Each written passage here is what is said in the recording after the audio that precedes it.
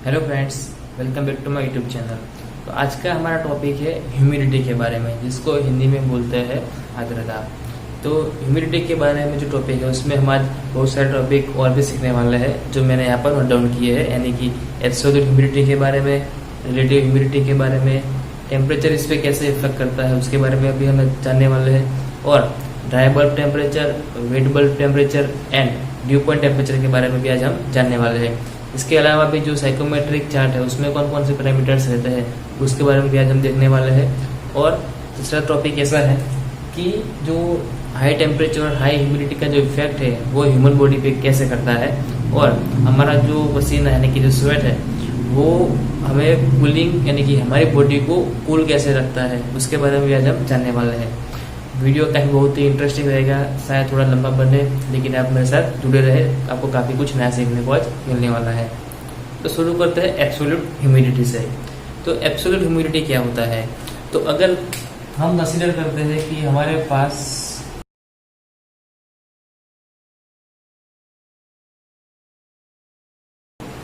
One metre cube का एक airfield है,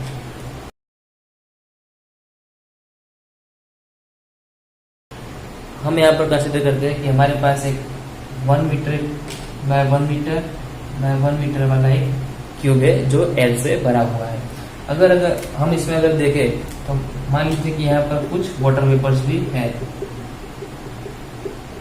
तो ये जो वाटर वेपर्स है उसको अगर हम टोटली वाटर में कन्वर्ट कर दे, यानी कि अगर वो ग्राम पर मीटर क्यूब, यानी कि 1 मीटर क्यूब एयर के अंदर जितने भी वाटर वेपर है जो कि ग्राम में अगर हम मेजर करें उसको, तो वो जो बनता है कि water vapour in 1 metre cube of air, तो उसको बोलते हैं एब्सोल्यूट ह्यूमिडिटी। तो उसके बाद आता है रिलेटिव ह्यूमिडिटी। तो जो रिलेटिव ह्यूमिडिटी क्या होता है? तो ये जो रिलेटिव ह्यूमिडिटी है वो एक रेशियो होता है, यानी कि वो ऐसा रेशियो है कि अगर मान लीजिए कि 30 डिग्री टेम्परेचर पे जो 1 मीटर क्यूब एयर है उसके अंदर हम मैक्सिमम 30 ग्राम तक वाटर वेपर ऐड कर सकते हैं। 1 मीटर क्यूब एयर के अंदर हम 30 डिग्री टेम्परेचर पे, ये जो है वो टेम्परेचर है, तो 30 डिग्री टेम्परेचर पे हम मैक्सिमम 30 ग्राम तक वाटर वेपर ऐड कर सकते हैं। अगर उससे भी ज्यादा अगर उसमें हम वाटर वेपर ऐड करेंगे तो वो क्या होगा, कंडेंस होना स्टार्ट हो जाएगा। तो हम मैक्सिमम 30 ग्राम तक वाटर उसमें ऐड कर सकते हैं। तो वो हो जाता है हमारा 100% रिलेटिव ह्यूमिडिटी, यानी कि 30 डिग्री टेम्परेचर पे जो कैपेसिटी है एयर का वो 30 ग्राम वाटर वेपर वो उसके अंदर सस्टेन कर सकता है। तो जो मैक्सिमम कैपेसिटी है 30 ग्राम का, तो वो होता है उसका 100% कैपेसिटी। तो अब उसके रिस्पेक्ट में अगर देखा जाए तो उसके अंदर मान लीजिए कि इसके अंदर अभी वाटर वेपर है वो है 27 ग्राम, उसका कैपेसिटी है 30 ग्राम का, लेकिन अभी इसमें है 37 ग्राम, तो ये हो जाता है 90%। तो एट पर्टिकुलर टेम्परेचर पे जितना भी कैपेसिटी है एयर का वाटर वेपर को अपने अंदर सस्टेन करने का, उसको रिस्पेक्ट में अभी एक्चुअल में जितना है वाटर वेपर, इसका जो रेशियो आता है तो उसको बोलते हैं रिलेटिव ह्यूमिडिटी। और इसका जो यूनिट होता है वो होता है परसेंटेज में, और इसका जो होता है एब्सोल्यूट ह्यूमिडिटी का वो होता है ग्राम पर मीटर क्यूब और ग्राम इंटू मीटर -3। तो ये हो गए दो टॉपिक हमारे, absolute humidity and relative humidity. उसके बाद आता है टेम्परेचर। तो ह्यूमिडिटी पे टेम्परेचर कैसे इफेक्ट करता है वो देखते हैं। तो मान लीजिए यहाँ पर मैंने एक टेबल बनाया हुआ है, तो ये जो टेम्परेचर है 30 डिग्री और ये जो है 70, 80, 90 और 100, वो मैंने अभी ह्यूमिडिटी के रिलेटिव ह्यूमिडिटी के परसेंटेज बताए हुए हैं। और ये जो मैंने यहाँ पर मेंशन किया है वो वाटर वेपर है, यानी कि मैक्सिमम इतनी वाटर वेपर पर्टिकुलर इस परसेंटेज पे इतने डिग्री पे वो रख सकता है। और इसके नीचे जो मैंने मेंशन किया है ये डेटा वो है ड्यू पॉइंट टेम्परेचर। तो ये एक्चुअल टेम्परेचर है 30 डिग्री और ये सब इसके ड्यू पॉइंट टेम्परेचर है डिफरेंट रिलेटिव ह्यूमिडिटी पे। तो टेम्परेचर कैसे इफेक्ट करता है? अगर ये टेम्परेचर 30 से बढ़ के 40 हो जाता है, ठीक है, मान लीजिए 30 डिग्री पे ये 30 ग्राम वाटर वेपर अपने अंदर सस्टेन कर सकता है, तो अगर वो 40 डिग्री हो जाता है तो वो अपने अंदर उससे भी ज़्यादा यानी कि 40 या 45 जो भी अमाउंट है, ये फिक्स नहीं है लेकिन कुछ इससे ज़्यादा ही होगा, तो उससे ज़्यादा अपने अंदर वाटर वेपर रख सकता है। तो जैसे जैसे टेम्परेचर बढ़ता है तो उसका जो कैपेसिटी है वाटर वेपर को अपने अंदर सस्टेन रखने का वो बढ़ता जाता है। तो एक इस तरह से वो भी इफेक्ट करता है। और दूसरा आता है वो उसका ड्यू पॉइंट टेम्परेचर। तो वो हम आगे देखने वाले हैं कि ड्यू पॉइंट टेम्परेचर क्या होता है।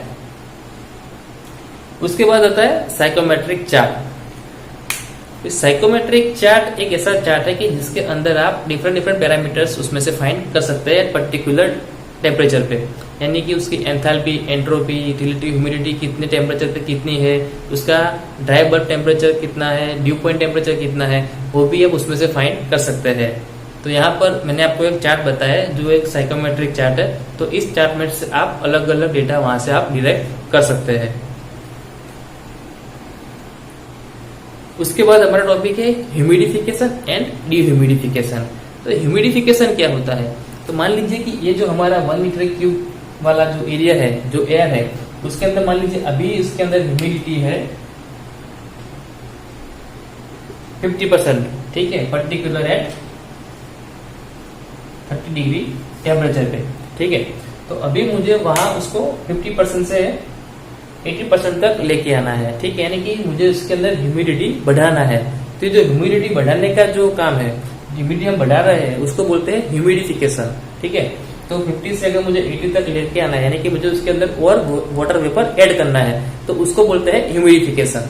और अगर मुझे उसको कम करना है, यानी कि 50 से उसको मुझे 30 करना है या 40 करना है, तो उसको बोलते हैं डीह्यूमिडिफिकेशन, यानी कि वाटर वेपर को उसके अंदर मुझे कम करना है, तो उसको बोलते हैं डीह्यूमिडिफिकेशन। तो दो ऑप्शन है हमारे पास। अगर हमें ह्यूमिडिफिकेशन करना है, यानी कि वाटर वेपर को ऐड करना है, तो हम उसके अंदर जो पानी है उसको इवोपरेट करके उसको हम मतलब उसके अंदर ये पर्टिकुलर वॉल्यूम के अंदर हम डाल सकते हैं, तो वो ह्यूमिडिफिकेशन होता है। अगर हमको उसको डीह्यूमिडिफिकेशन करना है तो हम क्या कर सकते हैं? दो ऑप्शन है।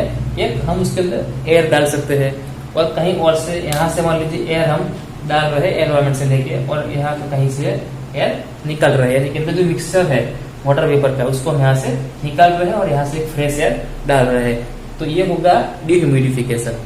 और दूसरा ऑप्शन ऐसा है कि यहाँ पर कहीं पर भी हमें कोल्ड स्पॉट प्राप्त है, यानी कि जो टेम्परेचर है 30 डिग्री टेम्परेचर, उसकी जगह यहाँ पर हम कुछ ऐसा कूलिंग वाला इफेक्ट करते हैं जहाँ पर टेम्परेचर हो जाता है 25 डिग्री, ठीक है।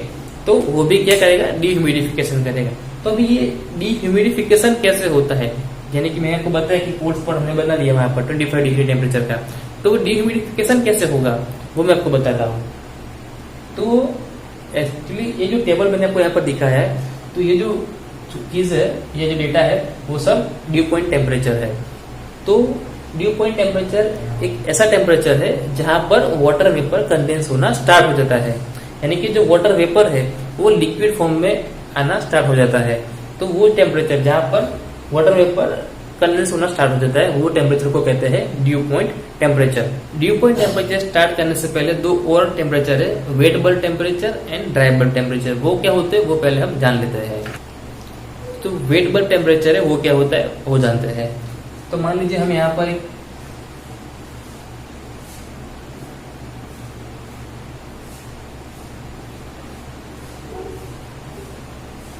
थर्मोमीटर कंसीडर करते हैं इसको।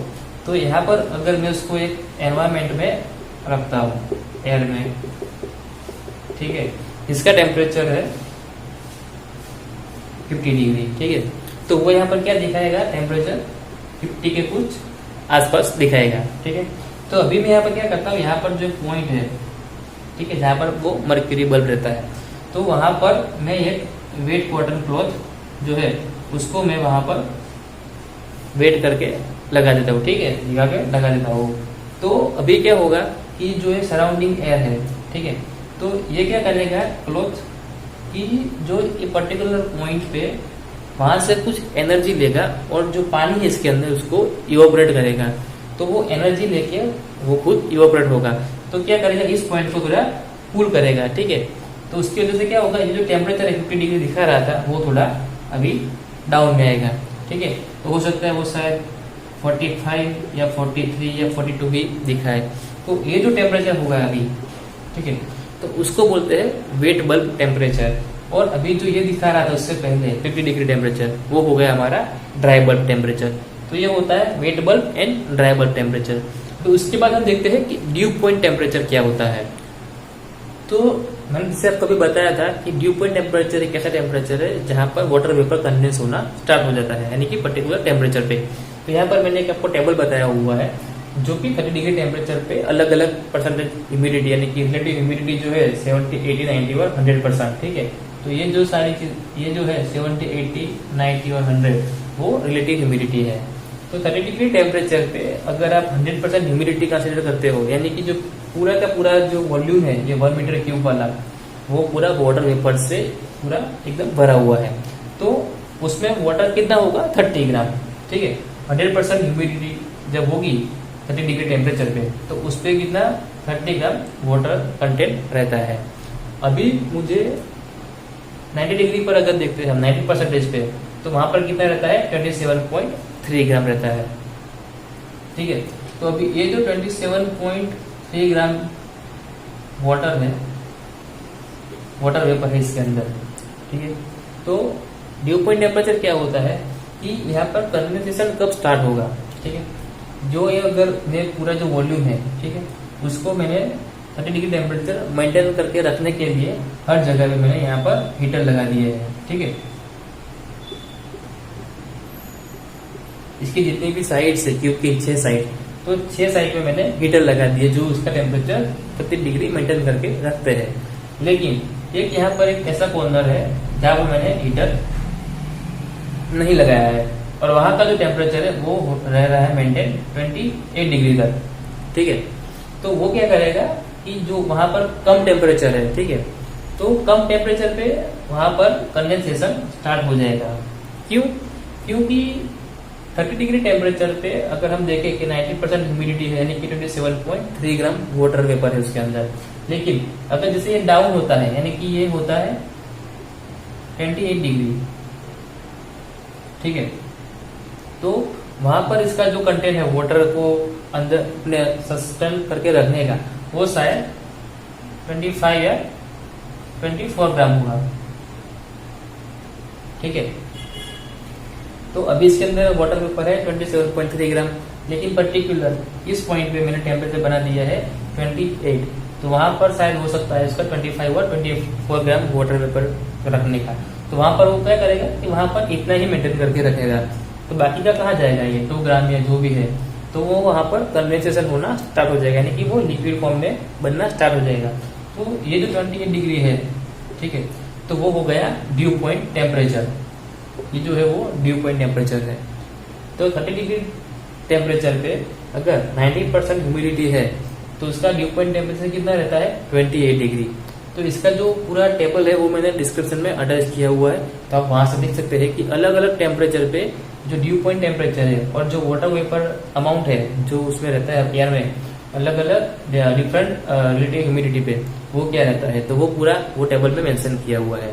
तो ये हो जाता है हमारा ड्यू पॉइंट टेम्परेचर। तो यहाँ पर हमने जो चीज बताई, absolute humidity, relative humidity, temperature का ह्यूमिडिटी पे कैसे इफेक्ट होता है वो, फिर dry bulb temperature, wet bulb temperature और ड्यू पॉइंट टेम्परेचर, जो तीनों टेम्परेचर है वो, ठीक है, ये जो तीन टेम्परेचर बताए वो, फिर psychometric chart, effect of temperature, humidification, dehumidification, वो। अभी हमारा लास्ट 2 टॉपिक है कि अगर हाई टेम्परेचर और हाई ह्यूमिडिटी है तो हमारी बॉडी पे कैसे इफेक्ट करता है, और जो हमारा जो स्वेट है वो ड्राई होता है तो हम उस पर हमें कूलिंग फील क्यों होता है, यानी कि हमारी जो स्किन है उस पर हमें कूलिंग जैसा इफेक्ट आता है। अगर हमारा जो स्किन है वहां पर अगर हमें पसीना आता है और अगर जब वो ड्राई होने लगता है, यानी कि वो सूखने लगता है, तो हमारी स्किन पे हमें वो थोड़ा ठंडा ठंडा सा महसूस होता है। ऐसा क्यों होता है? तो जो दोनों टॉपिक है वो एक दूसरे से जुड़े हुए हैं, तो देखते हैं ऐसा क्यों होता है। तो हमारा जो बॉडी है, मैं यहाँ पर आपको बता रहा हूँ कि हमारे मान लीजिए ये स्किन है, ठीक है, और इस स्किन पे हमारा जो पसीना है वो मैं आपको बताता हूँ कैसे काम करता है। मान लीजिए ड्रॉपलेट्स है, ठीक है,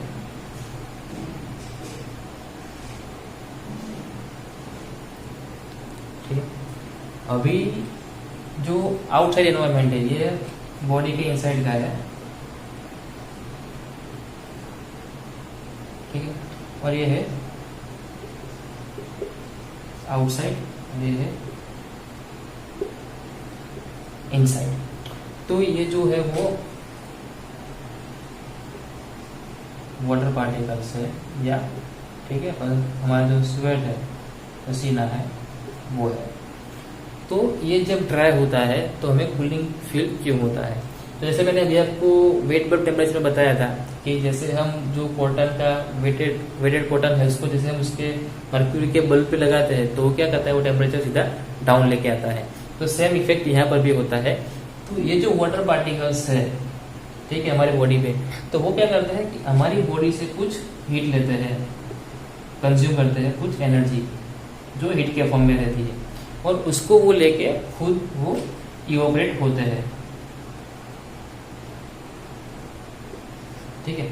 तो ये जो वाटर पार्टिकल्स है वो इवोपरेट होने के लिए हमारी बॉडी से हीट एक्सट्रैक्ट कर लेते हैं और वो फिर इवोपरेट हो जाते हैं एयर में। तो इसलिए हमें हमारी बॉडी पे कूलिंग फील होता है। लेकिन अभी ये जो पूरा फिनोमिनन है, जो पूरा मैकेनिज्म है, ऐसा होना क्यों जरूरी है? तो हमारा जो बॉडी है उसका एक फिक्स टेम्परेचर रहता है कि इस रेंज के अंदर हमारा बॉडी का टेम्परेचर ऑलवेज मेंटेन रहना चाहिए। अगर उससे ज़्यादा हो जाता है तो भी हमारा जो सिस्टम है वो बिगड़ सकता है, या अगर कम हो जाता है तो भी हमारा सिस्टम बिगड़ सकता है। तो ह्यूमिडिटी है वो इस पे कैसे इफेक्ट करता है वो मैं आपको बताता हूँ। तो अभी ये जो फिनोमिनन था, तो ये जो इवोपरेट हुए यहाँ से वाटर पार्टिकल, वो कब होते हैं, इवोपरेशन कब होता है? तो मान लीजिए आउटसाइड में जो ह्यूमिडिटी है वो 100% है, ठीक है, यानी कि जो ऑलरेडी बाहर का एयर है वो पूरा सैचुरेटेड है, उसके अंदर मान लीजिए टेम्परेचर 30 डिग्री है एयर के अंदर, तो जो वाटर वेपर होगा वो कितना होगा, 30.4 ग्राम, ये जो मैंने आपको मेंशन किया है वो 30.4 ग्राम, ठीक है। तो अभी ये इवोपरेट कैसे हो गए? क्योंकि यहाँ पर तो पूरा जो वाटर वेपर है 30 डिग्री पे वो पूरा सैचुरेटेड हो चुका है, तो यानी कि हाई ह्यूमिडिटी है, ठीक है, 100% ह्यूमिडिटी है ऑलरेडी बाहर, तो ये जल्दी से इवोपरेट वहाँ पर नहीं हो सकते हैं। तो अगर यहाँ पर इवोपरेट नहीं हो गए तो हमारी बॉडी से वो हीट नहीं लेंगे, तो हमारी बॉडी से हीट नहीं लगे तो क्या होगा, यहाँ पर हमारी जो स्किन है, हमारी जो बॉडी, उसका टेम्परेचर बढ़ता जाएगा। तो ह्यूमिडिटी का पर्टिकुलर एक लेवल है जो हमारी बॉडी, हमारी अच्छी हेल्थ के लिए मेंटेन हमें रखना चाहिए। तो अगर ऐसा कंडीशन होगा जहाँ पर 100% ह्यूमिडिटी होगा और वो भी हाई टेम्परेचर होगा, ठीक है, अगर यहाँ पर थोड़ा भी टेम्परेचर डिफरेंस है तो अच्छा है। लेकिन अगर हमारी जो बॉडी उसका टेम्परेचर मान लीजिए 30 है, ठीक है, और ये जो है वो वहाँ पर शायद मान लीजिए 28 डिग्री है, ठीक है, तो ये क्या हुआ, कम हुआ। तो उस कंडीशन में यहाँ से जो वाटर पार्टिकल्स है वो इवोपरेट वहाँ पर हो सकते हैं। क्यों? क्योंकि ये कंडीशन वहाँ पर आता है, ठीक है, कि ये जो टेम्परेचर हमारी बॉडी का है ये आउटसाइड का है, ठीक है, तो ये जो अमाउंट है मेंटेन करके रखने का, तो इस टेम्परेचर पे वहाँ पर कंडेंसेशन होता रहेगा, क्योंकि वहाँ पर टेम्परेचर कितना है 28, तो वो क्या करेगा, इससे ज़्यादा वहाँ पर बढ़ने नहीं देगा ह्यूमिडिटी। तो यहाँ से हमारे जो वाटर पार्टिकल्स है वो इवोपरेट होते जाएंगे, तो हमारी बॉडी का जो टेम्परेचर है वो मेंटेन रहेगा। लेकिन अगर इससे उल्टा है, हमारी बॉडी का टेम्परेचर 30 है और आउटसाइड का जो टेम्परेचर है वो मान लीजिए 50 डिग्री सेंटीग्रेड है और वहाँ पर 100% ह्यूमिडिटी है या फिर 95% ह्यूमिडिटी, यानी कि हाई ह्यूमिडिटी है, तो ऐसे केस में ये जो पार्टिकल्स है वो वहाँ से इवोपरेट ही नहीं हो पाएंगे, यानी कि हमारी बॉडी को कूलिंग ही नहीं मिलेगा। तो अगर ऐसा होगा तो हमारी हेल्थ काफ़ी जल्दी बिगड़ सकती है। एक रिसर्च के हिसाब से मैं आपको बताता हूँ कि अगर ऐसी कंडीशन होती है जहाँ पर हाई टेम्परेचर, हाई ह्यूमिडिटी होती है, तो वहाँ पर ह्यूमन जो है उसका जो लिविंग आवर्स है वो मैक्सिमम 6 आवर्स तक ही वहाँ पर जिंदा रह सकता है। तो ये जो ह्यूमिडिटी फिनोमिना है वो काफ़ी ही इम्पोर्टेंट है हमारी बॉडी के लिए, यानी कि हमारी हेल्थ को अच्छे से मेंटेन करके रखने के लिए। तो ये पूरा टॉपिक हो गया ह्यूमिडिटी के बारे में। तो शायद आपको अच्छा लगा होगा ह्यूमिडिटी के बारे में जान के, और काफ़ी इंटरेस्टिंग रहा होगा ये टॉपिक। अगर आपको वीडियो पसंद आया हो तो लाइक करें, शेयर करें और सब्सक्राइब करें, और जुड़े रहें मेरे साथ कुछ नया सीखने के लिए। Thank you.